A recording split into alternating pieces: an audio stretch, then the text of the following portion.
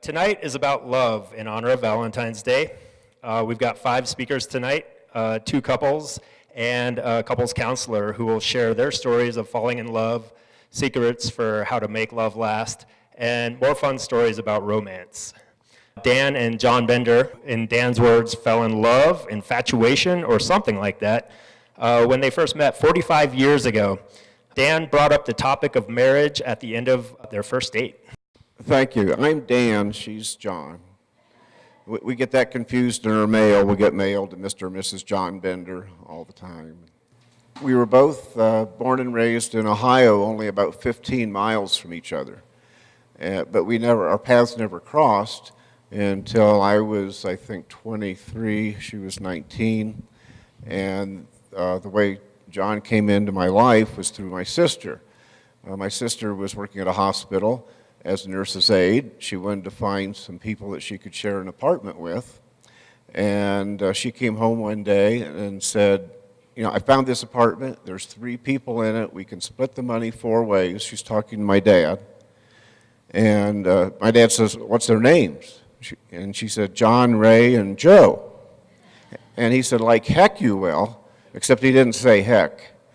And John's name is John Adele. She has a sister, Margaret Jo, and a sister, Wesley Ray, and they go by John, Ray, and Joe. There was no washing machine in their apartment, so they came over to do laundry, and that's how I first remember meeting Jon. And I was in the kitchen, and they had thrown some clothes in the laundry, and I looked out the back window. They were outside, and well, first of all, I didn't pay much attention to her because she's the same age as my kid sister. So if she's my kid sister, her friends are all kids too. But then she came over one day in these purple hot pants that were real popular in the 70s, and I started to notice her more. And she stayed for supper.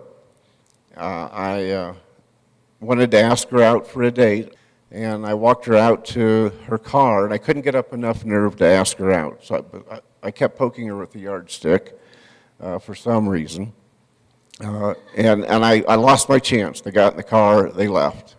So I thought, well, I'll call them. Maybe it'd be better to ask her out for the first date over the phone. So I call, and the line's busy. And come to find out later, the reason the line's busy is because my sister was calling me on behalf of Jon to see if I wanted to go out for a date. And so we went to a real romantic movie. It was Big Jake with John Wayne. And nothing happened unruly because it was at the drive-in. But I was so taken by her, I started discussing marriage with her on the way home that night. And she thought, well, maybe we should... Wait a minute. I said, we need to wait a while before we decide, or I did. Go ahead.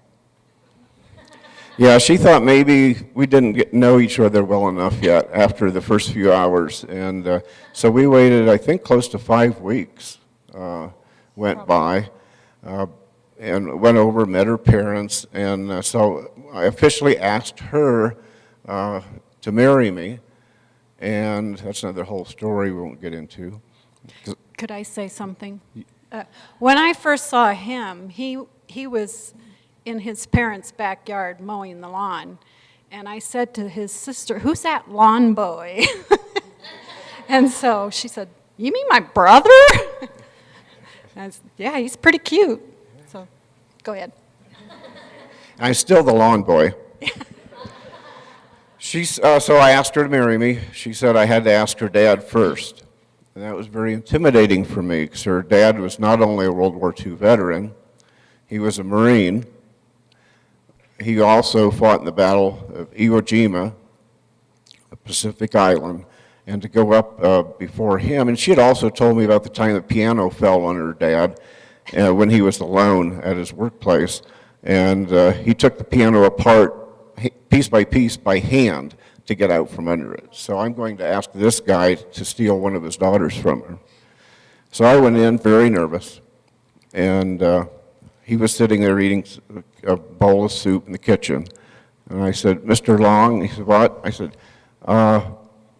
I've come to ask for your daughter's hand in marriage. And he went, "Huh, if you think you can put up with her, you can have her." And that was a direct quote. And so the only reason we had to wait about another 6 months to actually be married was it took that long to get everyone's plans together and to get wedding dresses made and all of that. And that's how we met and how we got married. Over the next 8 years, we had 2 lovely daughters. We lived in Findlay, Ohio, and I've always referred to that as a Norman Rockwell painting in life. I mean, nobody ever left Findlay, Ohio. That's generations. You lived, you died there. And John came to me one day and said that she wanted to move out west. At that time, it was going to be Aztec, New Mexico, where her sister lived. And I thought, now I don't want this, number one, I don't want to go. Number two, I'm not He going didn't say that, though, to me. Oh, no. I'm thinking to myself. Number two, I don't want to tell her I don't want to go. How can I make this her fault and get me off the hook? And I said, look, I've got a good job. I'm in graduate school. If you want to move out there and find a job so we're not penniless when we first arrive, then I'll go. Well, I proposed to her on our first date. There's a pattern here. We had this conversation on a Tuesday. I thought, boy, I did that pretty good. She called me on Wednesday and said, okay, I got a job in Farmington, New Mexico. I said, what do you mean you got a job? We just discussed this last night. Well, she called her sister, who at that time lived in Aztec, and they had just opened San Juan Regional Medical Center, and it's a 4-story hospital, and they couldn't staff the top 2 floors. So they hired her over the phone, and they wanted her to start on Sunday. So we went from a conversation on a Tuesday to her, oh, Wednesday I found a job, and we're there on Sunday so she can start. So things have happened quickly in our lives. So that's our little story on how we met and how we got here. We were discussing getting ready for this. There were 2 things, and then we'll be done. One is, we thought you might want to know what attracted me to her besides the purple hot pants. And we just wrote down some bullet points here to make sure we got it right. Number 1, she was gorgeous. She was literally the homecoming queen of Macomb High School. And there were 5 other girls at the school. It was a small school anyway. She was gorgeous. She could do everything. My family watched TV as kids growing up. She could sew. Her whole family could sit down and play musical instruments and sing and put on plays. It was like the Waltons. And I was so taken by that. She was, as her father, I thought her father was joking at first, but after we were married, I found out, yeah, she is a strong-willed person. I prefer to think of it as being independent. And whatever she says, I agree with. Yes. It said on here that we were have been happily married for 45 years. It wasn't long after we were married that I felt, well, the honeymoon had ended.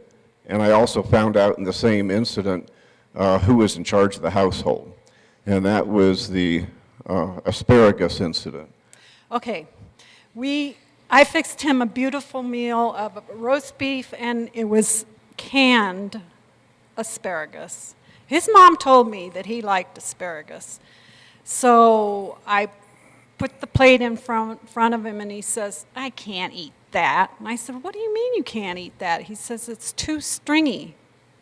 I said, okay. So I went out to the kitchen. And I'm in the living room, and I hear this.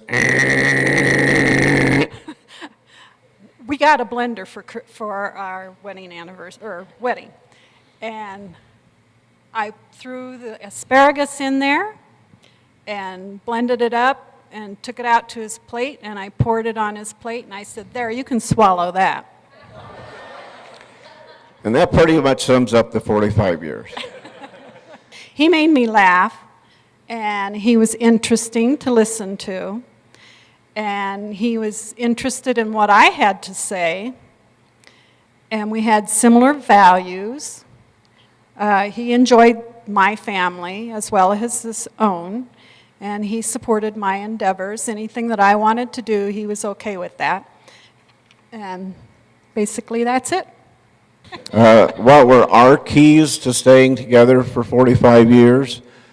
Number one, respect each other even when we disagree. Accept each other for who they are. Forgive each other in the good times and bad. And support each other in good times and bad. I don't know if that's an all-inclusive formula, but that's worked very well for us. And the time has just zipped by over those 4.5 decades. I'm the luckiest man in the world.